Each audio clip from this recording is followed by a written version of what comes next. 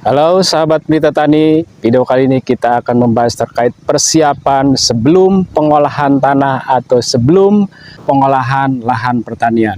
Untuk lanjut ke pokok pembahasan, jangan lupa bantu subscribe, like, dan komen.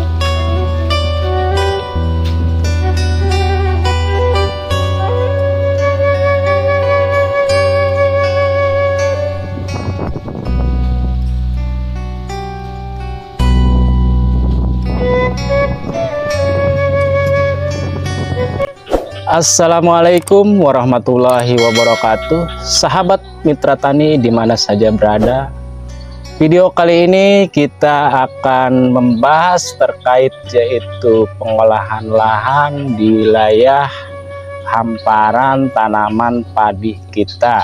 Untuk itu sebelumnya kami mohon maaf kepada sahabat Mitra Tani semuanya, karena kami rasa yaitu pembuatan konten-konten kami terlambat.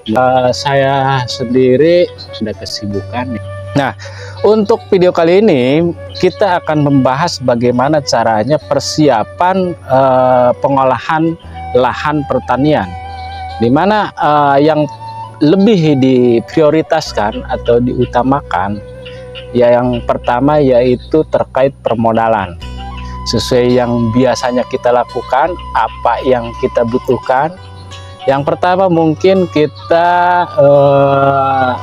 pembelian benih padi ya, yang sesuaikan dengan geografis atau wilayah kita, jenis atau varietas padi yang cocok itu jenis varietas apa ya, itu perlu sebagai bahan pertimbangan. Kalau misalkan ada Ciherang, Mekongga, Impari 32, Impari 64 dan lain sebagainya, atau Sertani ya, banyak ya jenis padi, kita sesuaikan dengan ruang lingkup dengan wilayah kita, karena kan tahu sendiri ya, jadi cuaca yang ada di sekitar kita, mungkin khususnya di wilayah Indonesia, khususnya di wilayah kita ya, yaitu kita berada di Provinsi Banten, Kabupaten Pandeglang, Kecamatan Picung, Desa Pasir Panjang. Yang cocok itu sementara varietas tersebut antara Ciherang, Mekongga, Impari 32 dan Impari 42.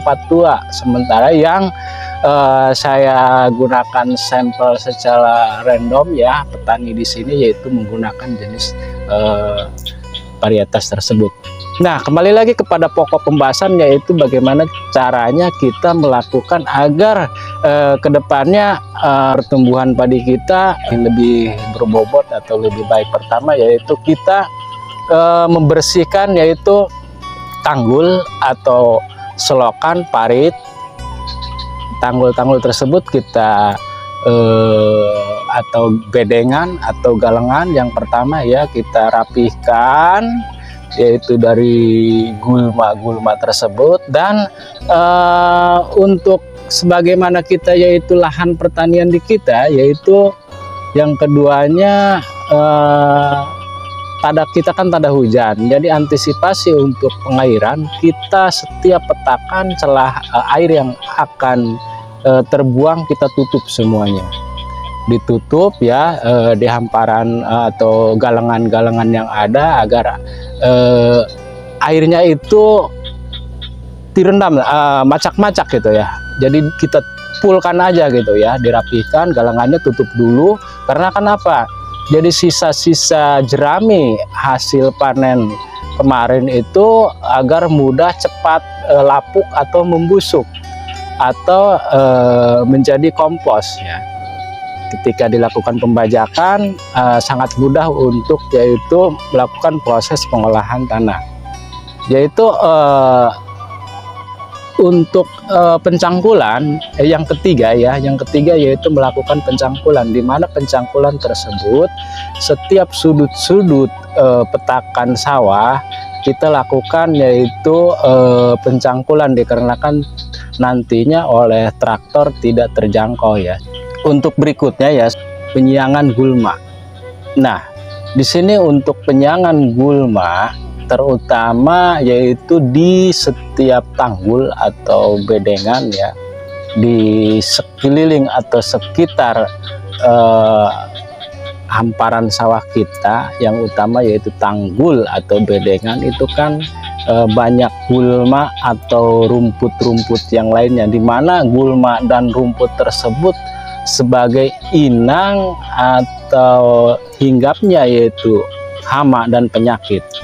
Nah, hama dan penyakit tersebut kayak ngengat penggerek batang atau walang sangit, kalau tidak dibersihkan itu mereka hinggap ya untuk mempertahankan hidup. Kalau sekiranya gulma atau rumputan yang berada di bedengan atau di tepi-tepi hamparan sawah kita tidak dibersihkan, nanti kedepannya mereka itu ketika tumbuh padi ya akan hinggap ya, akan cepat lagi hinggap. Maka segeralah kita siangi atau bersihkan gulma-gulma tersebut.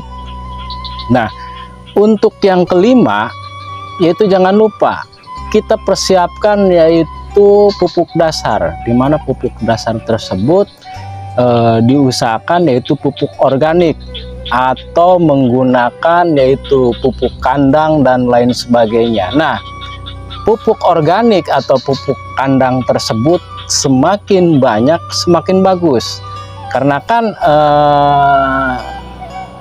kita perhatikan ya, walaupun kita tidak menguji secara lab gitu.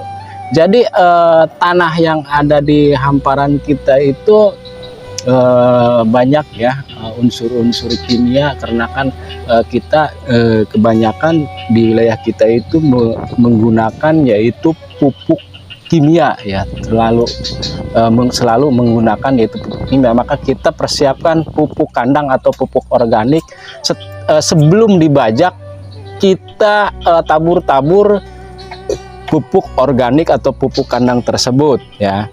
Jadi jangan lupa, karena kan untuk pupuk organik dan pupuk kandang tersebut untuk memperbaiki tekstur atau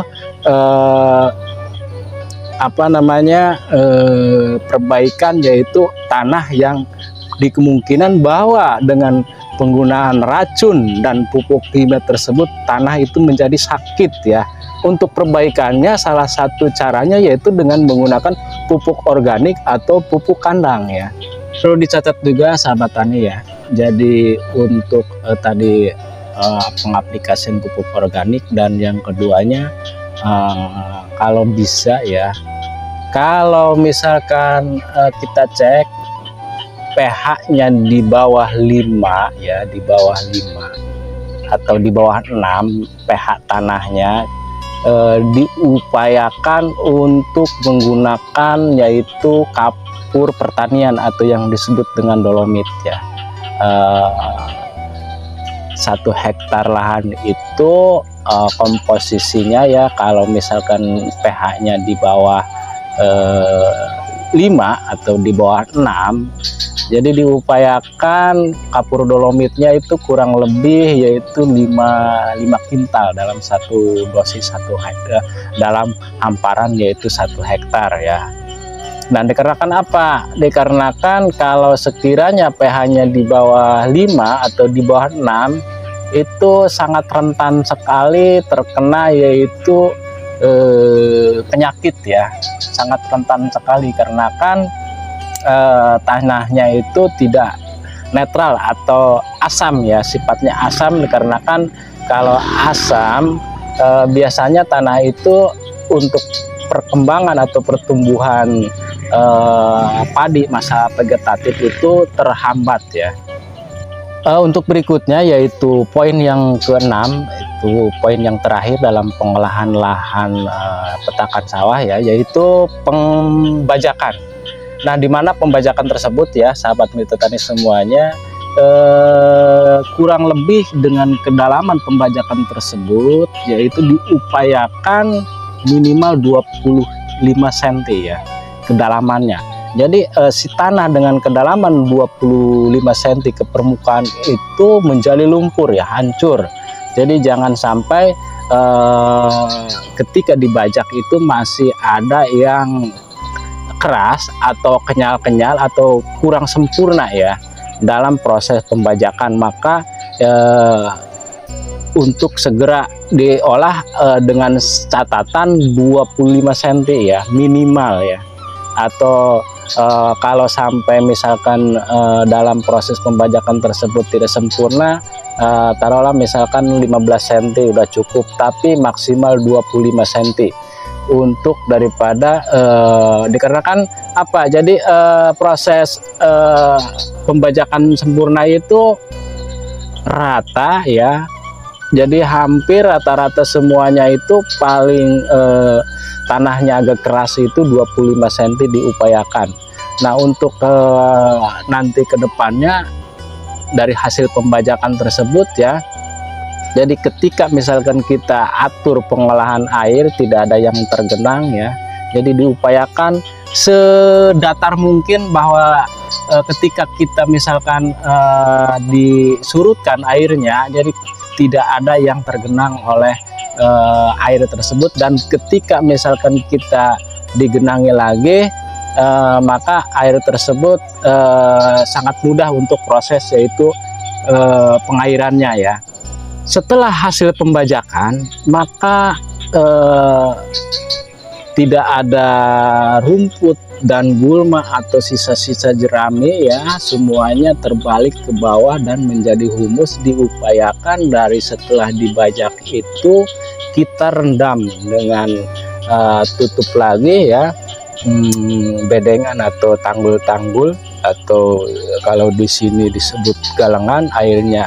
Airnya jangan dibuang ya, direndam semaksimal mungkin, karena kan apa, proses daripada pelapukan atau jerami atau gulma-gulma yang lainnya itu minimal 1 minggu ya, 1 minggu.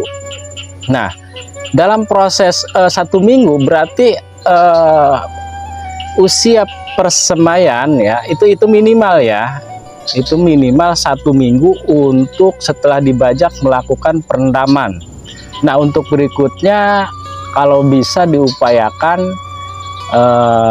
dari persemaian padi kita itu, kita mau tanam ke hamparan, diusahakan tanam muda di antara 15 dari persemaian ya. Misalkan kita menyemai benih, jadi diupayakan ke hamparan sawah itu yaitu usia 15 sampai 25 ya. Kita dimulai yaitu tandur atau ke hamparan sawah ya. Sahabat mitra tani dimana saja berada, kita masih ada opsi yang mungkin ini perlu ya diketahui oleh sahabat mitra tani semuanya, yaitu dari cara bagaimana pengolahan lahan persemaian dan bagaimana kita caranya pengendalian yaitu hama dan penyakit mulai dari benih ya. Untuk video berikutnya nanti tunggu ya sahabat mitra tani semuanya, bagaimana kita pengolahan lahan persemaian dan bagaimana kita cara yaitu sedini mungkin dari benih, hama dan penyakit kita antisipasi. Sahabat mitra tani di mana saja berada, semoga video kali ini bermanfaat. Cukup sekian dari saya. Jangan lupa bantu subscribe, like, dan komen. Wabillahi taufiq wal hidayah. Wassalamualaikum warahmatullahi wabarakatuh.